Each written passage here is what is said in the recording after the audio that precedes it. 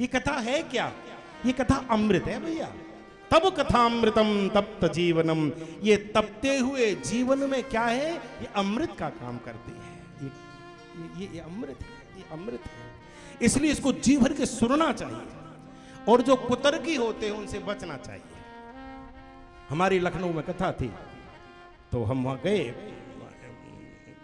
जाकर के बैठे थे अपने अंदर रूम में, कुछ एक दो लोग मिलने आ गए और बैठ करके बातें करने लगे। तो एक व्यक्ति हमसे बोले कि महाराज जी, मैं हाँ। बोले यहाँ क्या है? मैंने कि तुमको नहीं पता? बोले नहीं नहीं क्या है? मैंने कि भागवत की कथा हो रही है। अरे क्या होता है इस कथा से? नहीं, 7-7 दिन का टाइम खराब होता है, इतना पैसा बर्बाद होता है और कुछ भी तो हाथ नहीं लगता। पाप तो फिर भी ज्यों का त्यों हो रहा है, अधर्म तो ज्यों का त्यों हो रहा है। क्या फर्क पड़ा इन कथाओं से? अधर्म पर तो कोई अंकुश नहीं लगा, अधर्म तो जितना हो रहा था वो तो और ज्यादा हो रहा है? क्या फायदा हुआ इस कथा से? हमने कहा तुम कथा में आना तब बताएंगे।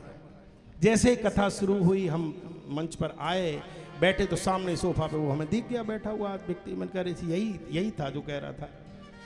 तो कथा शुरू हुई, हमने कहा भैया, एक भैया हमसे कह रहे थे कि कथा का लाभ क्या है? अधर्म जितना पहले होता था उतना ही अब हो रहा है, तो फिर कथा से परिणाम अंतर क्या आया? तो हमने कहा भैया ये तो मूर्खता वाला प्रश्न हुआ, ये तो वो पागलपन का प्रश्न है कि कोई छाता बनाने वाली कंपनी में जाकर के ये कहे कि पिछली साल की अपेक्षा छाते तुमने अधिक बनाए हैं पर वर्षा में तो कोई अंतर नहीं हो रहा, वो तो वैसी की वैसी हो रही है? तो छाते का वर्षा से क्या लेना देना? अरे कितने भी बना लो, वो तो समय है, वो तो काल है, वो अपने समय पर होगी ही। लेकिन छाते का लाभ क्या है? बोले जो छाता लगा लेगा वो वर्षा से बच जाएगा। ठीक उसी प्रकार ये कलयुग का प्रभाव है। पाप तो होगा ही, अधर्म का बोलबाला होगा ही, लेकिन जो शिव कथा की छत्र छाया के नीचे, जो भागवत कथा की छत्र छाया के नीचे, जो राम कथा की छत्र छाया के नीचे, जो प्रभु कथा की छत्र छाया के नीचे आ जाएगा वो अधर्म से बच जाएगा, वो पाप के मार से बच जाएगा। यही इस कथा का फल हुआ करता है। इसलिए इसको डूब करके सुनना चाहिए, एक एक शब्द निकलना नहीं चाहिए, छूटना नहीं चाहिए। अड़ोस में पड़ोस में कौन बैठा है कोई ध्यान देने की जरूरत नहीं, आप एकदम डूब। 3 प्रकार के श्रोता होते हैं। पहला नंबर 1 का श्रोता, गदगद गिरा नयन बहे नीरा, उसकी आंखों से आंसू झरने लगते हैं, होठों पर शिव शिव का नाम उच्चारण होता रहता है। वो देहवान शून्य, उसको नहीं पता के पास में कौन बैठा है, वो डूब अपलक बिल्कुल देखत जब गाय, वो देखता ही रहता है व्यासपीठ की तरफ, एक एक शब्द को स्वीकारता है कानों के माध्यम से, आहा हा, उस अमृत को अंदर लेकर के जाता है। ये नंबर 1 का श्रोता। एक होता है सरोता। सरोता क्या करता है जानते हो? सुपारी काटता है। वो काटने वाला होता है, कुतर्की होता है, वो इधर उधर देखता रहेगा, पांडाल ऐसा है, लाइट ऐसी है, थोड़ी ये व्यवस्था ऐसी, यहाँ थोड़ा और लगना चाहिए था, यहाँ थोड़ा अंकुर जी थोड़ी ये व्यवस्था और बनाइए, वो कमी ही देखता रहेगा। और तीसरा होता है सोता। आते ही नींद जुड़ाई हुई, वो जैसे ही कथा में आया और आकर के सो गया। ये 3 प्रकार के सोता है। लेकिन हमें कैसा बनना है? नंबर 1 का, एकदम डूब करके भगवान की कथा सुने। आइए अब हम भगवान की कथा में प्रवेश करते हैं।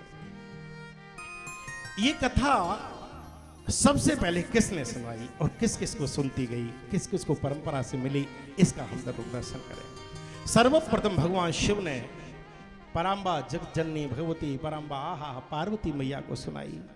उन्हीं के सहारे से नंदी जी ने सुनी और श्री नंदी जी के द्वारा, आहा नंदी महाराज के द्वारा किसने सुनी? सनत कुमारों ने सुनी।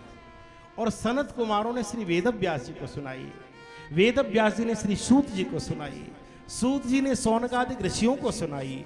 और उन ऋषियों के द्वारा इन जन जन तक हम सबको ये प्राप्त हुई है संतों के द्वारा। ऐसी परंपरा से भगवान शिव की ये कथा है, ऐसी शिव पुराण की कथा है। जिस जगह पर भगवान शिव की कथा हुआ करती है, शिव पुराण की कथा होती है, उसको हम शिव क्षेत्र कहा करते हैं। वो शिव क्षेत्र होता है, वो कैलाश के समान है, वो मंदिर के समान है। एक और बात, वो तीर्थ के समान है। जहां पर भी कथा होती है वो तीर्थ के समान स्थान हुआ करता है। तत्रैव गंगा यमुना त्रिवेणी गोदावरी सिंधु सरस्वती च, आहा। जहां पर भगवान की कथा होती है, बोले वहां पर क्या होता है? बोले तत्रैव, वहां पर यमुना आती है, वहां गंगा आती है, वो त्रिवेणी, और क्या? बोले सर्वान तीर्थान वसंत तत्र यात्रा चितोदार कथा प्रसंग। जहां पर भगवान की कथा होती है वहां समस्त तीर्थ आते हैं। इसको तुलसीदास जी बड़े सीधे सीधे शब्दों में कहते हैं। आहा, तीर्थ सकल तहाँ चले आवत। जहां भगवान की कथा होती है वहां समस्त तीर्थ आया करते हैं। और कौन कौन आता है? कौन कौन आता है? हनुमान जी महाराज, यत्र यत्र रघुनाथ कीर्तनम तत्र तत्र कृतमस्तकांजलि वाष्पवारि परिपूर्ण लोचनम। सजल नेत्रों से श्री हनुमान जी यहाँ जहाँ कथा होती है वहां आते हैं। किसी ने भगवान से पूछा तुम कहाँ मिलोगे? कहाँ मिलोगे? हैं? वृंदावन में मिलोगे, द्वारिका में मिलोगे, महाराष्ट्र में मिलोगे, आप मिलोगे जरा बताइए ना। तो भगवान बड़ी अच्छी बात कहते हैं, ना हम वसामि वैकुंठे योगिनाम हृदयेन च मदभक्ता यत्र गायन्ति तत्र तिष्ठामि नारद। नाहं वसामि वैकुंठे योगिनाम हृदयेन च मदभक्ता यत्र गायन्ति तत्र तिष्ठामि नारद। जहां पर कथा हुआ करती है, ठाकुर कहता है मैं वहीं आकर के बैठ जाया करता हूं। तो ये जो स्थान है, ये इसको कैलाश से कम नहीं समझना चाहिए। इसको शिव क्षेत्र कहा जाता है, जहां पर शिव पुराण की कथा हुआ करती है। आहा हा, वो शिव क्षेत्र। एक बात और आपको बता दें, लोग कहते हैं कि भक्ति मिले, भक्ति मिले, भक्ति मिले। जानते भी हो भक्ति कौन देता है? बताओ कौन देता है?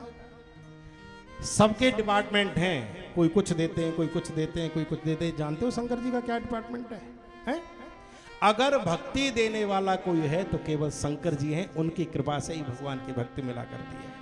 नारद जी से भी भगवान कहते हैं, आहा हा, जेहि पर कृपा न करहि पुरारी ते न पाव मुनि भगत हमारी। हमारी भक्ति अगर प्राप्त करनी है तो पहले शंकर जी को रिझाओ, बिना उनकी कृपा के जीवन चलता ही नहीं भैया।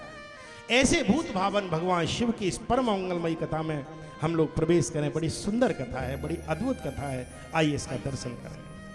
हे हे सूत महाप्राज्ञ सर्व सिद्धांत विद प्रभो आख्याहि मे कथा सारम पुराणानाम विशेष। हे देव, हम आपसे कथा सुनना चाहते हैं। कौन सी कथा सुनना चाहते हो? आप बड़े प्रज्ञावान हैं, आप बड़े विद्वान हैं, आप बड़े योग्य हैं, आप बड़ी गुणी हैं। क्यों? बोले क्योंकि आप पर आपके गुरुदेव की बहुत बड़ी कृपा है, बहुत बड़ी कृपा है।